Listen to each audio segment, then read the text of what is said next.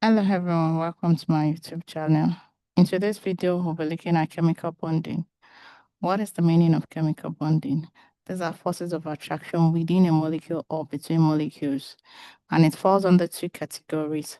It could either be the intramolecular forces or it could be the intermolecular forces.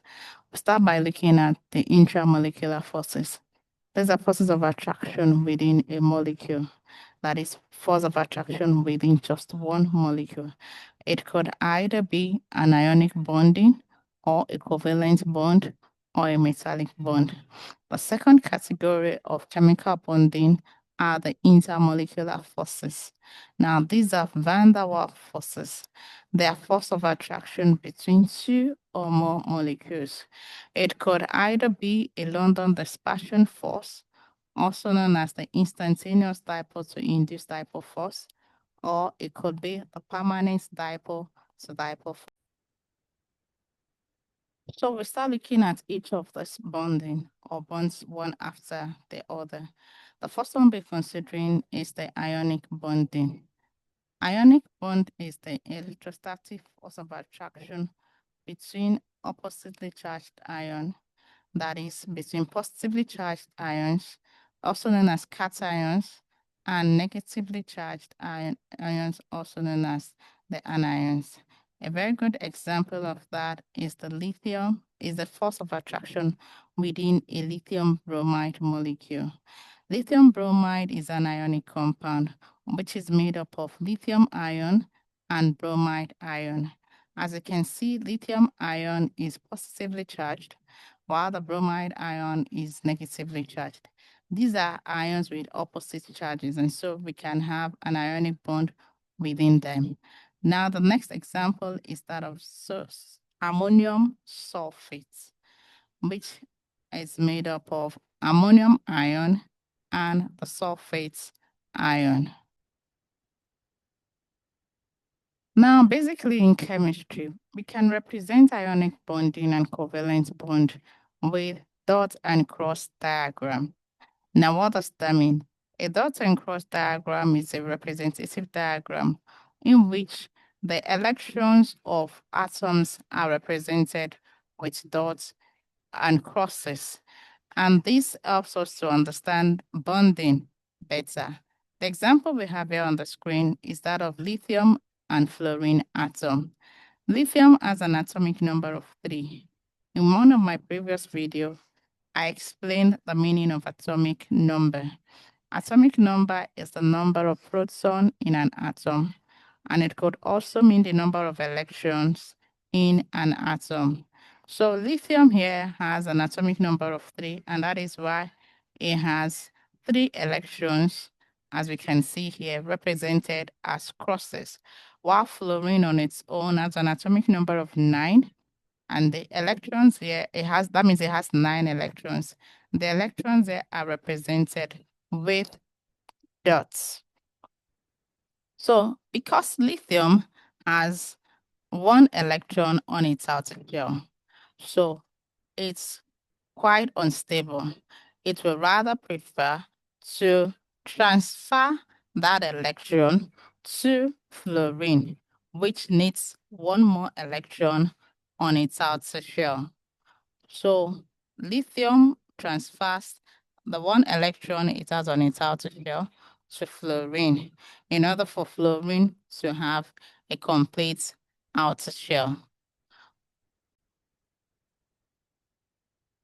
Now, the moment lithium transfers its outer electron to fluorine, it's going to lose the outer shell, because what makes a shell exist in the first place is the presence of an electron.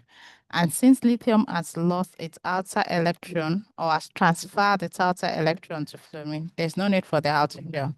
So the outer shell is now removed, and we are left with the inner shell, which has 2 electrons.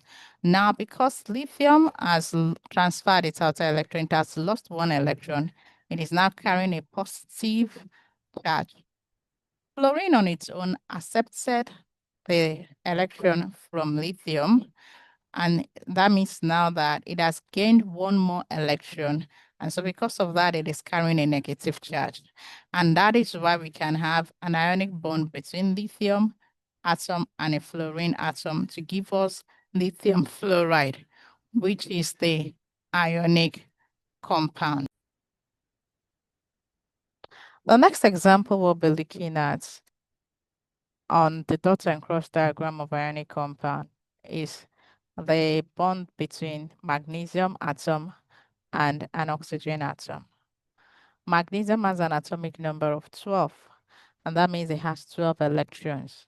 As usual, I represented the electrons of the metal with the crosses.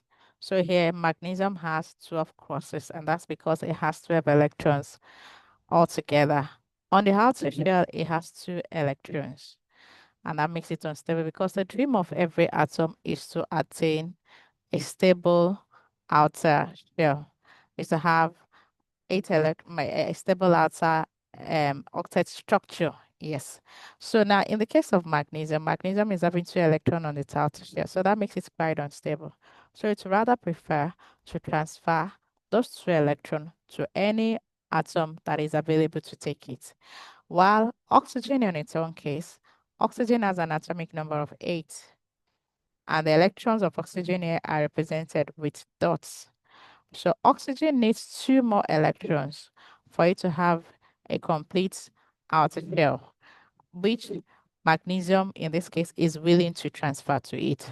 So magnesium will transfer its 2 outer electrons to oxygen. And so now in that case now, each one of them will be satisfied. It's going to be having, they're going to be having a stable outer shell. Now, once magnesium has transferred its 2 outer electrons to oxygen, it will lose its outer shell. And so it becomes an ion with a positive charge of 2, that's 2 plus. And the 2 electrons that oxygen has accepted will make the oxygen atom to become negatively charged. So oxygen also will be carrying a charge of 2 minus. And so we're not going to be having the ionic compound, which is in this case is magnesium oxide. So that's how to draw the dot across diagram for ionic bonding. I hope you learned something new in today's video. So remember to subscribe, like, and share the video as well. And the next video, we'll be talking about covalent bonding and how to draw the dots and cross diagram for covalent bonding as well. See you in the next video. Bye for now.